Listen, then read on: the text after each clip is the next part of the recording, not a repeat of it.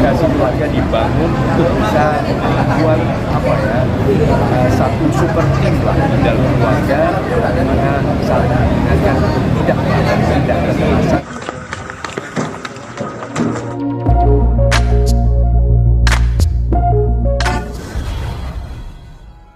Biasanya mempertanyakan agak kasihan dengan anaknya ketika orang tuanya mengalami perseteruan tapi akhirnya damai lagi. Kalau menurut dari sisi kacamata Kaseto itu? Iya, artinya di satu sisi kami juga tidak menyetujui adanya KDRT. Ya, bagaimana juga ini sudah ada undang-undangnya bahwa pelaku KDRT juga terkena sanksi pidana. Tapi di sisi lain juga ada unsur anak yang harus mendapat perhatian. Maka manakala sudah bisa diyakinkan bahwa salah satu tidak akan melakukan kekerasan lagi, tidak akan mengulang kekerasan lagi, atau kemudian juga ada catatan kalau sampai melakukan kekerasan lagi maka akan mendapatkan sanksi pidana yang lebih berat.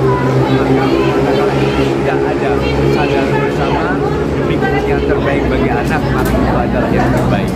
Jadi anak-anak pada dasarnya merindukan kerukunan kedua orang tuanya.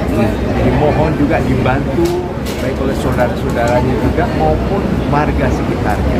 Ciptakan betul-betul RT RW yang layak anak, di mana orang tuanya saling rukun, saling akrab, tidak ada konflik yang bisa kemudian menimbulkan adanya pelanggaran hak masing-masing atau KDRT. Tapi ada kekhawatiran dengan kembalinya mereka berdamai, sifat Bilar yang kasar akan mengulangi kembali dan akan berimbas ke anaknya ketika nanti terjadi peristiwa yang terulang dilihat oleh sang anak gimana? Iya, makanya perlu juga ada pendampingan pakar, khususnya pakar psikolog untuk bisa betul-betul memantau seberapa jauh kemungkinan akan terjadi yang kemulangan.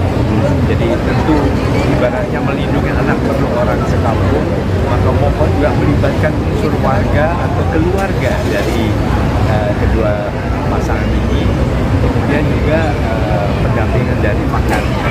Tapi diharapkan agresivitas, naluri-naluri untuk melawan KDRT itu bisa betul-betul di treatment secara ramah keluarga sehingga betul-betul tidak ada terulang lagi.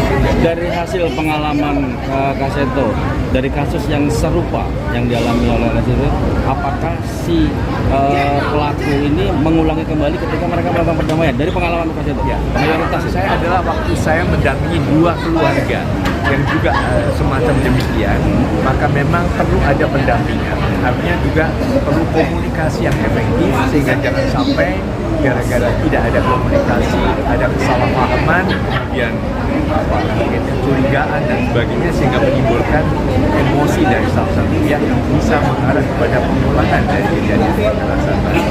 Jadi manakala ini semua ada pendampingan dari profesional pada dasarnya bisa. Jadi saya harapkan juga mengundang adanya profesional yang bisa mendampingi yang ahli dalam treatment kerukunan keluarga sehingga hal ini tidak terulang lagi demi kepentingan terbaik bagi anak. Bagaimana cara orang tua supaya anaknya seolah-olah tidak tahu ada kejadian seperti ini? Bagaimana cara orang tua supaya anaknya sendiri seolah-olah tidak tahu ada kejadian? Banyak di era teknologi jejak digital susah ditutupi begitu Kaseto. Iya, ya memang anak-anak juga saat ini dikelilingi oleh berbagai jejak digital ya. Yang paling penting adalah bahwa suatu kesalahan tidak akan terulang lagi dan kemudian sang pelaku ini apakah misalnya betul-betul melakukan tindakan KDRT ya berani meminta maaf bukan hanya kepada pasangan tapi juga kepada anak. Jadi anak juga dilibatkan untuk bisa membantu memantau atau mengontrol orang tuanya. Misalnya ya akan janji tidak akan marah, tidak akan mengumpul bunda dan sebagainya, harus selalu juga diingatkan. Jadi komunikasi keluarga dibangun untuk bisa membuat satu super team lah di dalam keluarga, bagaimana saling mengingatkan untuk tidak melakukan tindak kekerasan ataupun hal yang merusak kerukunan di dalam keluarga. Terima kasih.